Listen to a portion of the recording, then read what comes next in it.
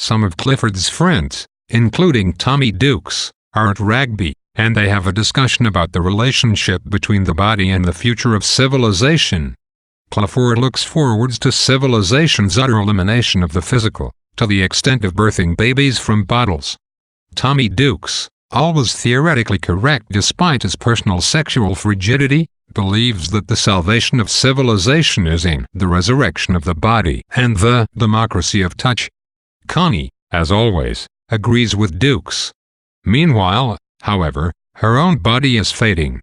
At 27, isolated so long from physical passion, Connie has lost the bloom of youth. Her body is slackening and withering. She begins to feel a sense of injustice, as if she has been wronged, and the blame falls on Clifford, with his cold, aristocratic reserve. Connie's depression continues unabated, and her sister Hilda comes to comfort her. Together, they decide that Connie can no longer be shackled to Clifford as his sole caretaker. Instead, they hire Mrs. Bolton, a local nurse, as Clifford's caretaker and companion. Mrs. Bolton's husband was a coal miner who died in the mines owned by Clifford's family.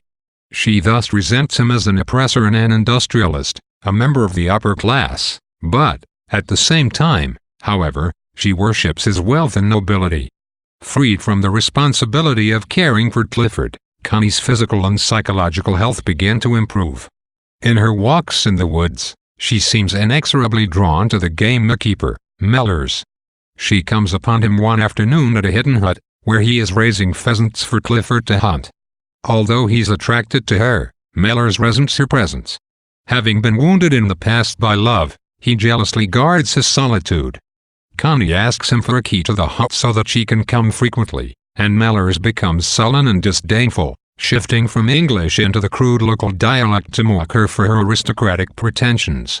This happens a second time. They meet again at the hut, and he again dodges her request for a key to the hut, trying to keep her at arm's length and his desire for solitude.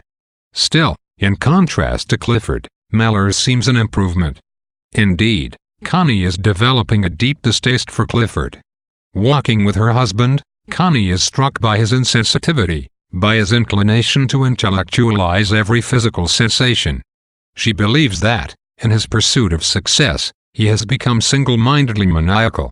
And although Clifford still feels attached to her, he is transferring his attention to Mrs. Bolton, becoming completely reliant on her.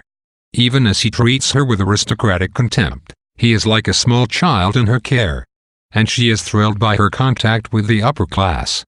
Mrs. Bolton incessantly shares the local gossip with Clifford, who begins for the first time to think seriously about the local villages, and about the coal mines in which the local men work, mines which Clifford owns but ignores. He decides to pursue success through revitalizing the dying local coal industry. And the tension between him and Connie continues to grow. Lady Chatterley's lover diagnoses the illnesses in English society, and although less precisely suggests a cure. One of the chief social concerns of the novel is the problem of the English class system. In this novel, the nobility represented by Clifford Chatterley is portrayed as hopelessly emasculated and consumed by greed. The aristocrats are the self-appointed guardians of the land and of English tradition. But they seem to care little about the common people who live on their land and work for them. Coal miners become cogs in Clifford's industrial machine, and he has no sense of them as individuals. The irony, of course, is that Clifford himself becomes a servant of the machine, prostituting himself for success. But this novel by no means glorifies the working man. In a particularly wrenching passage in Chapter 11, in which Connie drives into a mining village, she finds the people utterly degraded and dehumanized, forcing themselves into industrial servitude in their mindless pursuit of money. It is noteworthy in this context that Oliver Mellors, this novel's ideal sensual man, seems to be neither aristocrat nor working class.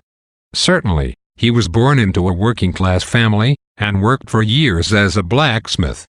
But Lawrence is quite explicit on several occasions that Mellors seems to have an innate nobility that makes him the equal of any aristocrat. And Mellors earned the lieutenant's commission in the army, usually the preserve of noblemen.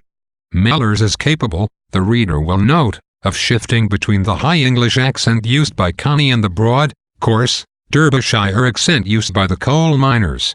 He uses this Derbyshire accent, it seems, to mock Connie when she acts too condescendingly towards him, resorting to it whenever he is forced to recall his social inferiority. The question of whether this is an obnoxious habit, and whether Mellors is himself an obnoxious person, is wide open. Mellors' position outside the class structure makes him Lawrence's idealized man in Lawrence's mind, graceful and noble enough for philosophizing, and savage enough to appreciate sensuality, but it also has the negative effect of making him something of an idea, rather than a man. He seems, as the writer Lawrence Durrell observes, something of an abstraction, a man created in a laboratory perfectly to conform to the author's needs. He is an unnatural addition to the world of Lady Chatterley's lover, a world riven by class barriers, a man without class allegiance, but partaking of the strongest qualities of every class.